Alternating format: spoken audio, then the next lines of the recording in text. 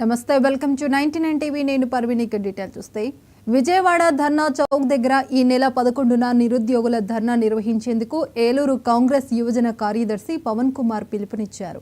కేంద్రంలో బీజేపీ, రాష్ట్రంలో కూటమి కలిసి నిరుద్యోగులను మోసం చేయాలని విమర్శించారు. ఎన్నికల సమయంలో నిరుద్యోగ వృత్తి కింద 3000 ఇస్తామన్న హామీని కూటమి నిలబెట్టుకోలేదన్నారు. ఇక నిరుద్యోగుల పోరులో పార్టీలకు అతీతంగా నిరుద్యోగులంతా పాల్గొనాలని కోరారు. ధర్నా చౌక్ దగ్గర విజయవాడలో గొప్ప అన్ఎంప్లాయ్మెంట్ ధర్నా కార్యక్రమం జరుగుతుంది. ఈ ధర్నా కార్యక్రమం యొక్క ముఖ్య ఉద్దేశం ఏంటంటే, నరేంద్ర మోడీ గారు అధికారంలోకి వచ్చే ముందు ప్రతి సంవత్సరం 2 కోట్ల ఉద్యోగాలు ఇస్తారని చెప్పారు.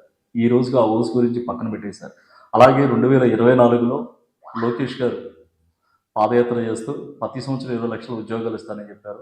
మన రాష్ట్ర ప్రభుత్వం కూడా అధికారంలోకి వచ్చే వాటికి 10 నెలలు అవుతుంది. అలాగే మొదట డిఎస్సి మీద తొలి సంతకం చేశారు. ఈ రోజుకి దానికి అమలు చేయలేదు. అలాగే నిరుద్యోగ వృత్తి కింద ప్రతి నెల 3000 రూపాయలు ఇస్తానని చెప్పారు. దాన్ని ఈ రోజు వరకు అమలు చేసింది లేదు. అలాగే దేశంలో కానివ్వండి, రాష్ట్రంలో కానివ్వండి, మాత్రిక ద్రవ్యాలు అంటే మత్తు పదార్థాలు విచ్చలవిడిగా అందుతున్నాయి తప్ప చదువుకున్న విద్యార్థులకి ఉద్యోగ అవకాశాలు కల్పించడంలో కేంద్ర రాష్ట్ర ప్రభుత్వాలు వైఫల్యం చెందినాయి. మేము చెప్పేదల్లా ఒకటే, పార్టీలకు కానివ్వండి, ప్రాంతాలకు కానివ్వండి, కులాలకి మతాలకి అతీతంగా ఈ ధర్నా చౌక్కి జరిగే కార్యక్రమాన్ని, అంటే ఇది కాంగ్రెస్ పార్టీ ఆధ్వర్యంలో జరుగుతుందా, లేదా టీడీపీ ఆధ్వర్యంలో జరుగుతుందా, లేదా జనసేన వైసీపీ అన్నది కాదు. మనకు కావాల్సిందల్లా ఒకటే, అందరూ చెయ్యి కలుపుదాం, అన్ఎంప్లాయ్మెంట్ గురించి ఫైట్ చేద్దాం, మనకు రావాల్సిన ఉద్యోగాల అవకాశాల గురించి మనం ఫైట్ చేద్దాం.